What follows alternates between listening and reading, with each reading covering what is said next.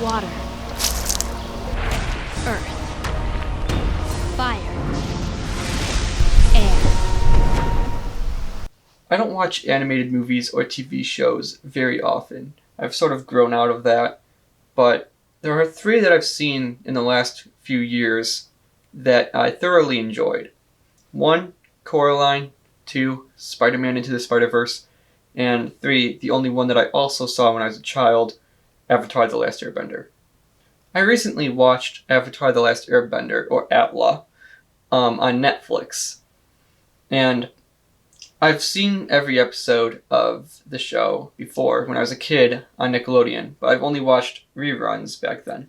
So I never saw the show in order from beginning to end until now. What I think makes the show Avatar: The Last Airbender so great is the writing. The writing is phenomenal. It's up there with Breaking Bad for some of the best writing I've seen on TV. The journey Aang, Katara, Sokka, and eventually Toph, and I can't forget Appa and Momo. But the journey they go on is an exciting one that has fun moments, like the entire episode of Tales of Ba Sing Se from Season 2, or the secret dance in the cave in Season 3. It has its fun moments, but it also has its serious moments. Like I said, the journey has its serious moments, showing the audience the consequences of war. One moment that comes to mind is in Season 1 when Jet floods a village. That is a tragedy, and Jet is behaving out of line, but he's responding. He views it as a counterattack, or an attack on the Fire Nation, rather, because the Fire Nation occupied that town. In Season 3, the audience is shown what happened to Katara and Sokka's mother. So this show is not afraid to show you the consequences of war. It doesn't show like extreme bloody violence, but you get the point. It talks about that. It gives the message of there's consequences to war. Their journey gets very emotional. Like when Aang goes to the air temple for the first time after waking up from the iceberg and sees that everyone has been killed by the Fire Nation. And he enters the Avatar state. Aang, I know you're upset. And I know how hard it is to lose the people you love. I went through the same thing when I lost my mom. Monk Gyatso and the other airbenders may be gone, but you still have a family. In Season 3, when Zuko is at the campfire with Azula, Ty Lee, and May, and they're all bickering and talking about, what makes them them, and all that. Zuko's personal conflict becomes very obvious. I'm angry at myself!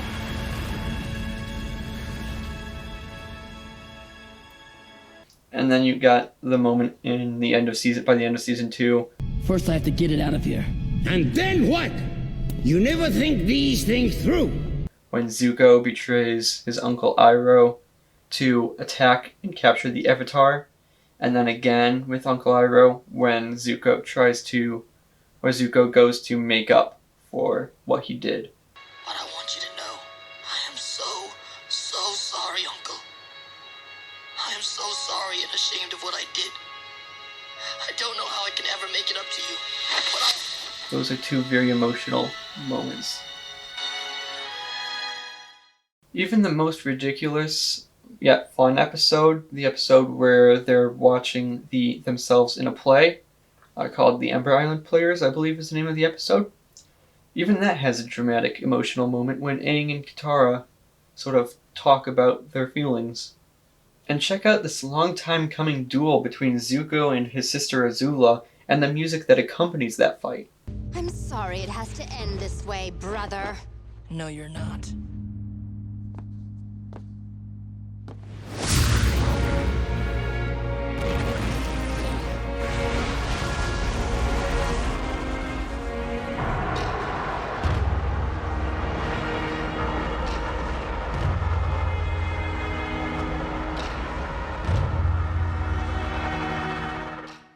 It's so dramatic.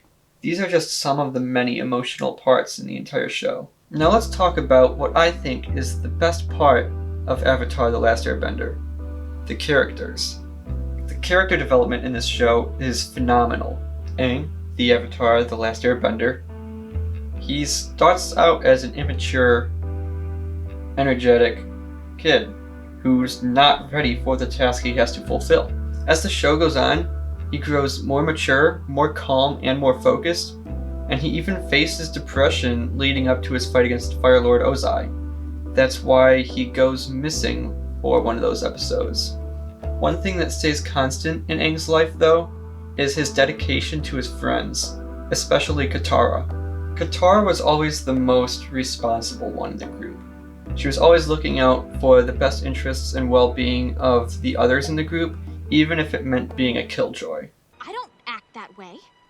Sokka, do I act motherly? Hey, I'm staying out of this one. What do you think, Aang? Do I act like a mom? Well, Stop rubbing your eye and speak clearly when you talk. Yes, ma'am.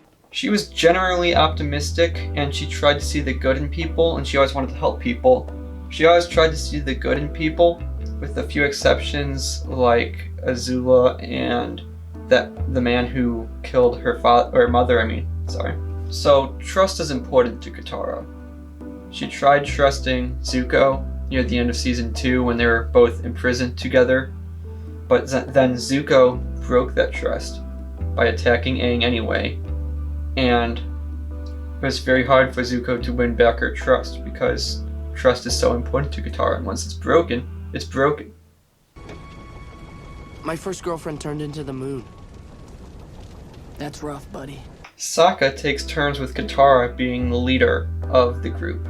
Like Aang, he starts off immature and he has certain ideals about the way society should be, but as the show goes on, Sokka also grows more mature, more responsible, and much more open-minded. He's the group's strategist, always making plans and trying to think ahead and try to plan things out. And sometimes it works out, like the invasion in season 3, and sometimes they're just ridiculous plans that will never work, but it's funny.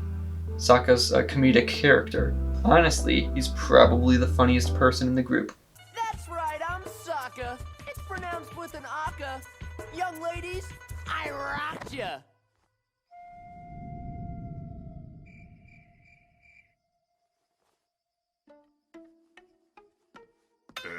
That's one too many syllables there, bub. Now, you can't talk about character development in Avatar: The Last Airbender without talking about Zuko. Zuko sees massive character development in the show. He starts the show off with only one motive, and that is a very evil motive to try and capture the Avatar, Aang. That's how he starts the show. He comes across very intimidating, and he's clearly the antagonist. That's how he is in season 1. In season 2, we start to see a little bit more of a human side to Zuko. We start seeing him interacting with villages and individuals and children. We see him traveling either alone or with his uncle, depending on the point in the season you're at. And he's still trying to capture the Avatar, but he's not as desperate as he was in season 1. In episode 19 of season 2, titled The Guru, Zuko seems almost happy for the first time. He's living contently with his uncle in Ba Sing Se and helping him run his tea shop. Like I said, he seems happy for the first time in the entire show. But then the next episode happens and that all changes. You are not the man you used to be, Zuko. You are stronger and wiser and freer than you have ever been. And now you have come to the crossroads of your destiny. It's time for you to choose. In the following episode, the season finale for season 2, Zuko sees Azula and Aang, and it renews his pursuit, or it renews his goals to capture the Avatar. It sort of brings him out of this bubble of living in Ba Sing Se and back to the conflict at hand. And he betrays his uncle. He chooses to help his sister try to capture the Avatar. In season 3, he struggles with inner conflict, which is something I mentioned earlier about him at the campfire scene. And he realizes he isn't as happy at the Fire Nation being accepted by his father. He isn't as happy as he thought he would be. And so that's a large portion driving his inner conflict. And he ends up making a choice that the old Zuko back in season 1 would never have even considered. He joins the Avatar. So he joins the Avatar, or the Aang Gang, if you'd rather call it that, to help them stop his father, the Fire Lord. And it's really cool that every character besides Toph had their own episode with Zuko to sort of build a relationship between Zuko and Aang, and then Zuko and Sokka, and then Zuko and Katara. It's really cool, and it's just... Zuko's character is written so well. That's the point I'm trying to make. Obviously, the show was a lot more effective at displaying this character growth than I am at explaining it. But this is just a summary made in a short period of time. So I'm just trying to get the point across that this is a great show with great writing and incredible characters and character development.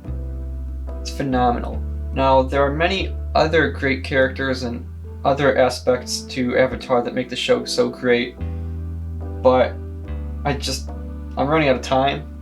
I don't want to make this video too long, so I just wanted to talk about Avatar: The Last Airbender because I just finished watching it again for the second time in my life, and I just like talking about things I like.